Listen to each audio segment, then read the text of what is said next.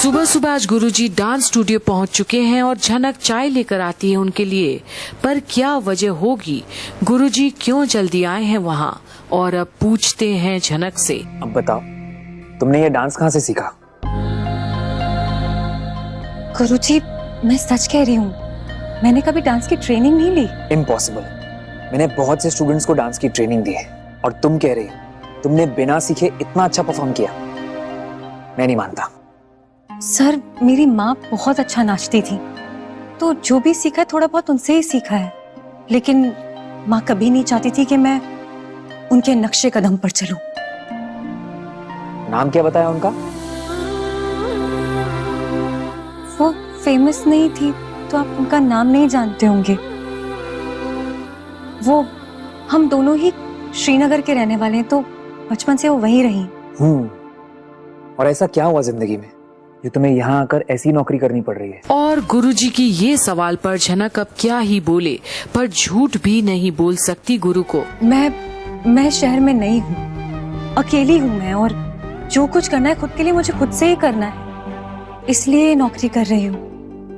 पैसों की जरूरत है क्या परिवार में? तुम्हारे पापा नहीं है? सबसे जरूरतमंद तो मैं ही हूँ इस वक्त। माँ पापा दोनों नहीं है मेरे। क्या? जी, इसलिए जो कुछ भी करना है मुझे खुद करना है। तुम्हारी माँ को क्या हुआ? पर अब झनक की चुप्पी को देखकर गुरुजी समझ जाते हैं कि कोई वैसी ही वजह होगी जो झनक नहीं बताना चाहती है। और कोई बात नहीं, मैं समझता हूँ तुम मुझे बताने के लिए तैयार नहीं हो। माँ इस दुनिया में नहीं रही गुरुजी, उन्होंने अपनी जान ले ली।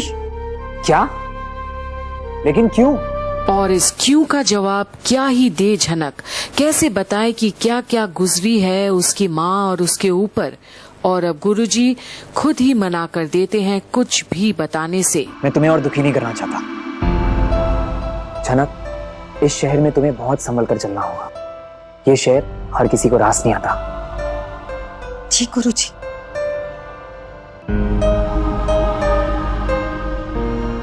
झनक, मैं तुम्हें अलग से डांस ट्रेनिंग देना चाहता हूँ।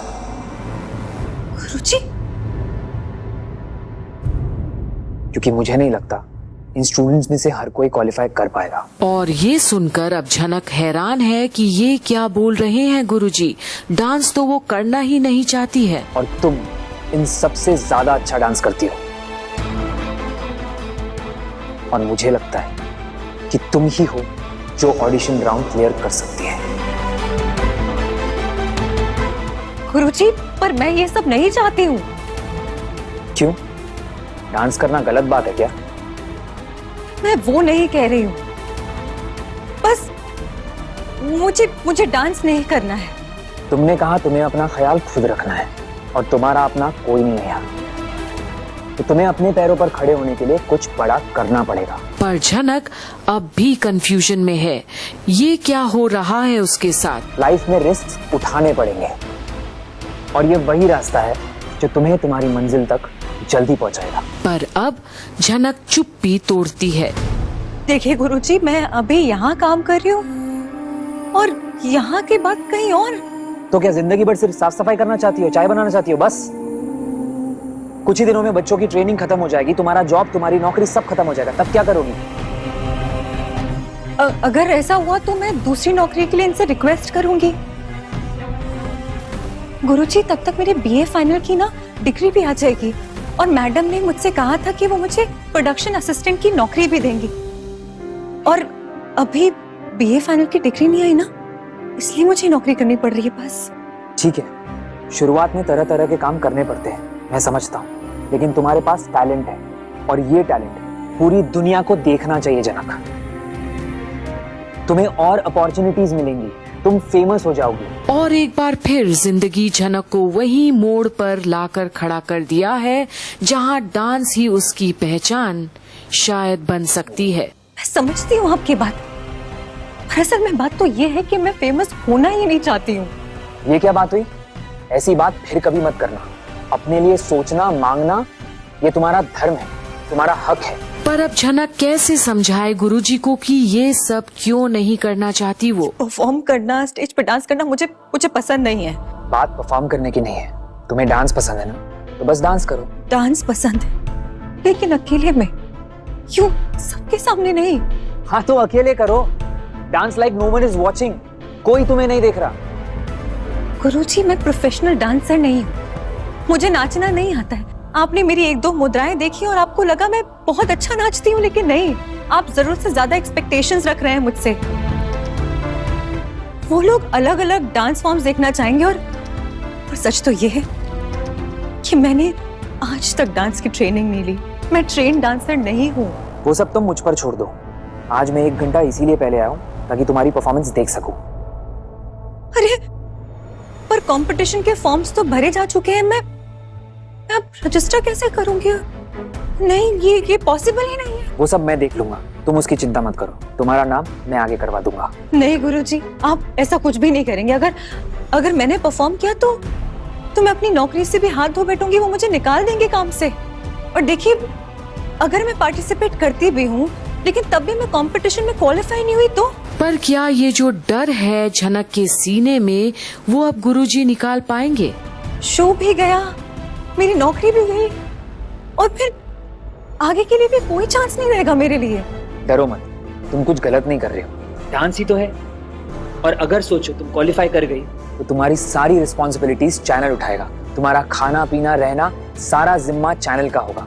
और अगर बाय चांस तुम फाइनल्स में नहीं भी आती हो तो भी तुमने ऑडिशन दिया, तुम टीवी पर आई, यही अपने आप में एक बहुत बड़ी अचीवमेंट है जनक। और अब झनक को उसकी हुनर की पहचान करवाना चाहते हैं गुरुजी। गुरुजी, अगर एक बार मैं टीवी पर आ गई तो मुझे नॉर्मल सी जॉब कौन देगा?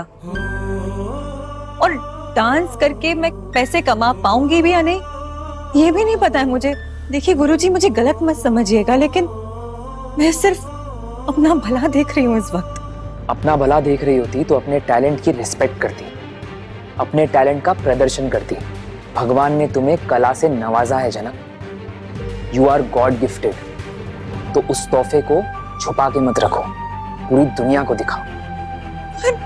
पर मैं डांस करना चाहती ही नहीं हूँ, मुझे ना एक सिंपल सुख शांति से जिंदगी जीनी है बस। पर क्या गुरुजी मानेंगे? जनक, तुम इस शहर में नहीं आई हो, न तुम्हें यहाँ कोई जानता है न तुम किसी को जानती हो।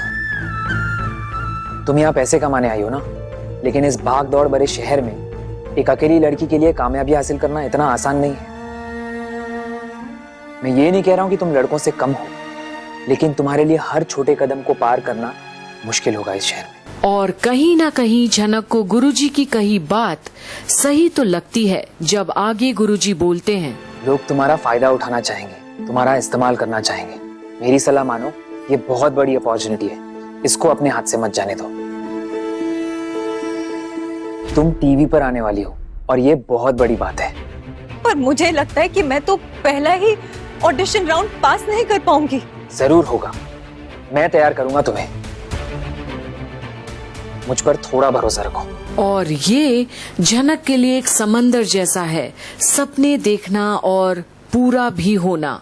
इतने बड़े गुरुजी आज उसे मौका देना चाहते हैं।